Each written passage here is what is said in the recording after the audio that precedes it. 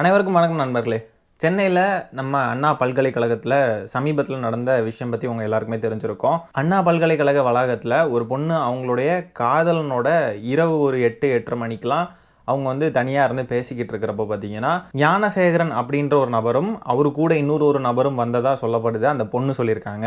அந்த 2 பேரும் சேர்ந்து பார்த்தீங்கன்னா அந்த பையனை அடிச்சுட்டு அந்த பொண்ணை வந்து பாலியல் வன்புணர்வு பண்ணியிருக்காங்க அப்படின்ற மாதிரி சொல்லப்படுது. இப்போ இந்த விஷயம் நம்ம தமிழ்நாட்டுக்குள்ளே பரபரப்பாக பேசப்பட்டுட்டு இருக்கு. இதை பற்றி தான் என்னுடைய கருத்துக்கள் என்ன அப்படின்றத நம்ம இந்த வீடியோவில் பார்க்க போகிறோம். வாங்க என்னன்னு பார்க்கலாம். சென்னை அண்ணா பல்கலைக்கழகத்தில் அந்த பாதிக்கப்பட்ட பொண்ணு வந்துட்டு பார்த்தீங்கன்னா 2வது வருஷம் படிச்சுட்டு இருக்காங்க. அந்த பையன் வந்துட்டு சீனியர் 3rd இயர் படிக்கிறாங்க அப்படின்னு சொல்லப்படுது. அந்த பொண்ணு வந்துட்டு அண்ணா யூனிவர்சிட்டிக்குள்ளே இருக்கிற ஹாஸ்டல்லையே ஸ்டே பண்ணி அங்கேருந்து படிச்சுட்டு வராங்க. இவங்க 2 பேரும் அண்ணா யூனிவர்சிட்டிக்குள்ளே கேம்பஸ்க்குள்ளே இருக்கிற கொஞ்சம் ஆள் நடமாட்டம் இல்லாத பகுதிக்குள்ளே போனதாக சொல்லப்படுது. அங்கே போய் இருந்து பேசிக்கிட்டு இருந்தாங்கன்னு சொல்கிறாங்க.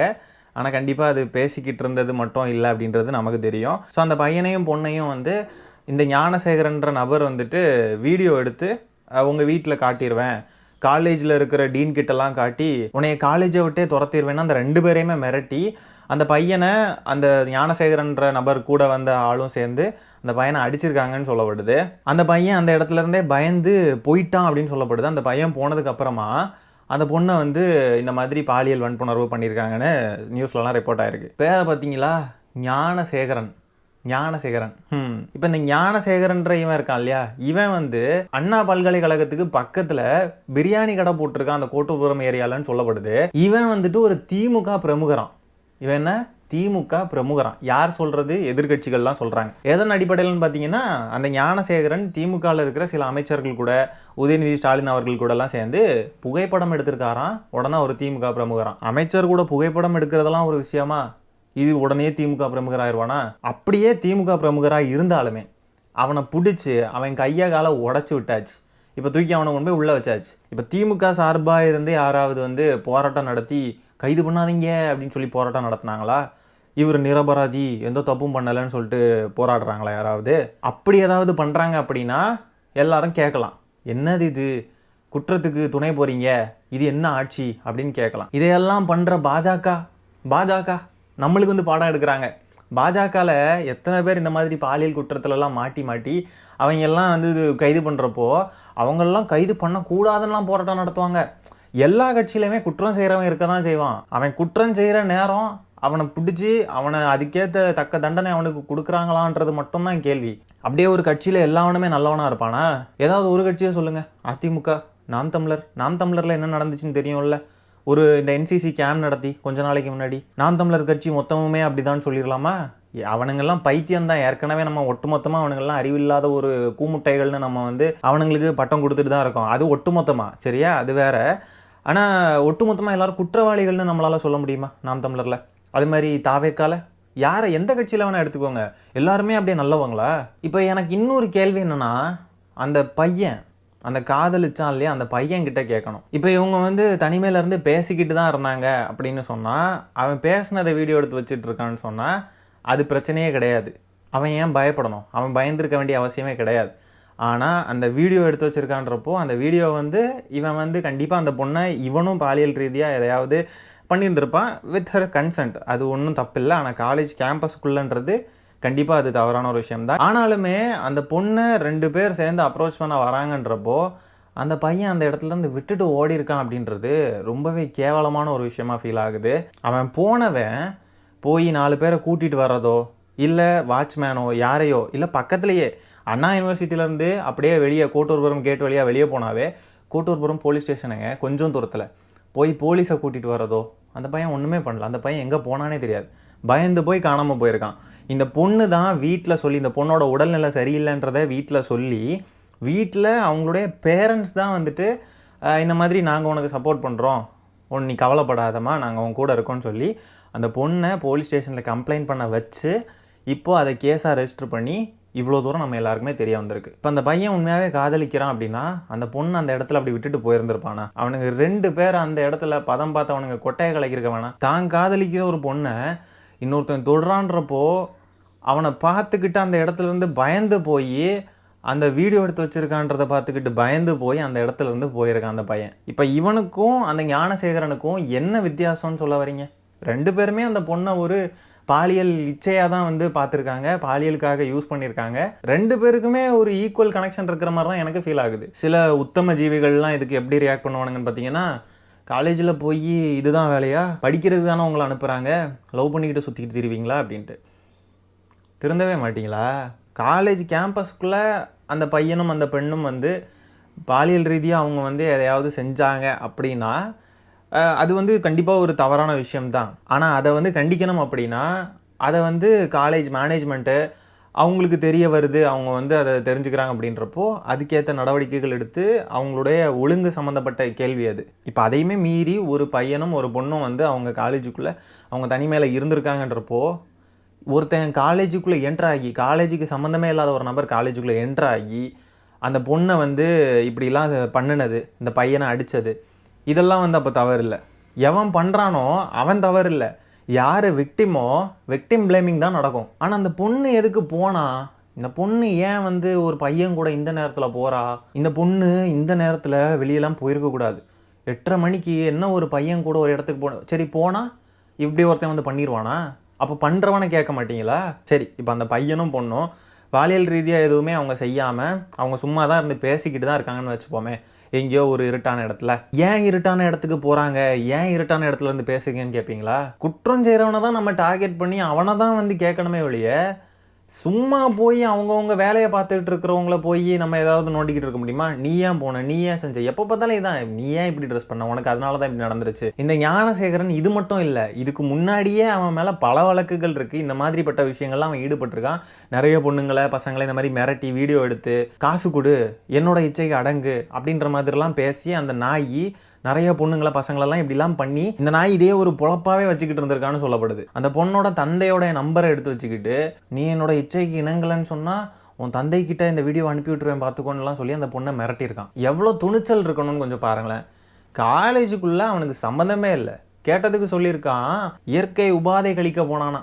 எங்கே? காலேஜுக்குள்ளே. காலேஜுக்கு பின்னாடி ஏதோ ஒரு செவுரில் ஏதோ ஓட்டை இருந்துச்சான், உடஞ்சிருந்துச்சான், அது வழியாக வந்துட்டானா யாருக்கும் தெரியாமல். காலேஜ் வாசல் வழியாக வராமல் இவன் ஏன் பின்னாடி வழியாக போனான்? பின்னாடி வழியாக போக வேண்டிய அவசியம் என்ன? அப்போ இது மாதிரி எத்தனை நாள் பண்ணியிருக்கான், எத்தனை பேர்கிட்ட பண்ணியிருக்கான்றது தெரியாது. இது மாதிரி எத்தனை பொண்ணுங்க பாதிக்கப்பட்டிருக்காங்கன்றதும் தெரியாது. இவ்வளோ தைரியமாக காலேஜுக்குள்ளே என்ட்ராகி இந்த மாதிரி ஒரு சம்பவத்தில் ஈடுபட்டிருக்கான் பாருங்கள்.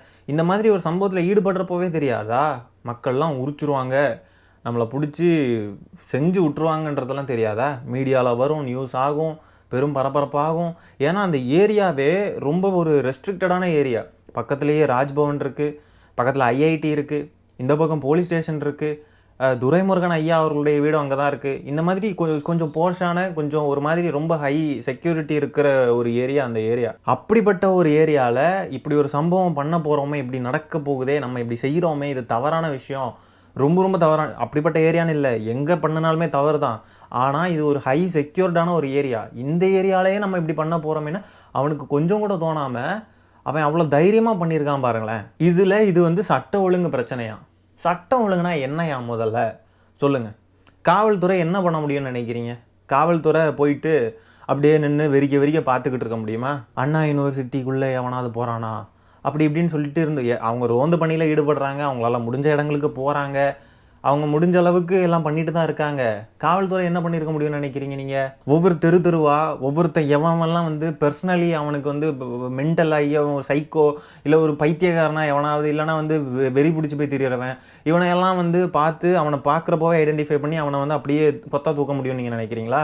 குற்றம் நடந்ததுக்கு பிறகு ஆக்ஷன் எடுக்கிறதுக்கு பேர் காவல்துறை இல்லை, குற்றம் நடக்கிறதே தடுக்கிறது தான் காவல்துறை அப்படின்லாம் பேசிக்கிட்டு இருக்காங்க. அவங்களும் சராசரி மனுஷங்க தான். ஞானசேகரன் ஒருத்தன் இப்படி பண்ணுவான் அப்படின்றதெல்லாம் காவல்துறைக்கு தெரியுமா? இப்போ தெரிஞ்சதுக்கு அப்புறமா அவங்க எடுக்கிற ஆக்ஷன் தான் காவல்துறையால் என்ன பண்ண முடியுமோ அதை பண்ண முடியும். இப்போ அவனை பிடிச்சி ஒரு நொறுக்குனாங்கல்ல, காலு கையெல்லாம் கெட்டு போட்டு பாவமாக இருக்கான்னு தெரியும்ல, இதை பார்த்து எவனும் இனிமேல் பண்ணக்கூடாதுன்ற ஒரு மனநிலைக்காவது வர்றதுக்கு வாய்ப்புகள் இருக்குல்ல, அதுதான் குற்றம் மேலும் நடக்காமல் தடுக்கிறதுக்கு நம்மளால் செய்ய முடியும், காவல்துறையால் செய்ய முடியும். அதை தாண்டி இப்போ என்ன அவனை கொன்னுடலாமா? என்ன பண்ண முடியும்? ஒன்றும் பண்ண முடியாது. அவன் வந்து காலேஜுக்குள்ளே போயிருக்கவே கூடாது அப்படின்னு நம்ம சொல்ல வரோன்னா அவன் எப்படி போயிருக்காமல் இருந்திருப்பான்? போகணும்னு இருக்கிறவன், குற்ற செயல்களில் ஈடுபடுறத சாதாரணமாக வழக்கமாக வச்சுருக்கிற ஒருத்தன், அவனை என்ன பண்ண முடியும்னு நினைக்கிறீங்க? போக தான் செய்வான். அதுக்கு காவல்துறை என்ன பண்ண முடியும்? பொள்ளாச்சி பாலியல் வன்கொடுமை கேஸ் ஞாபகம் இருக்கா? அந்த கேஸில் ஆபாச படம் எடுத்தல், ஆள் கடத்தல், துன்புறுத்தல், கொலை, தற்கொலைக்கு தூண்டுதல் அப்படின்னு இத்தனை விஷயங்கள் நடந்துச்சு.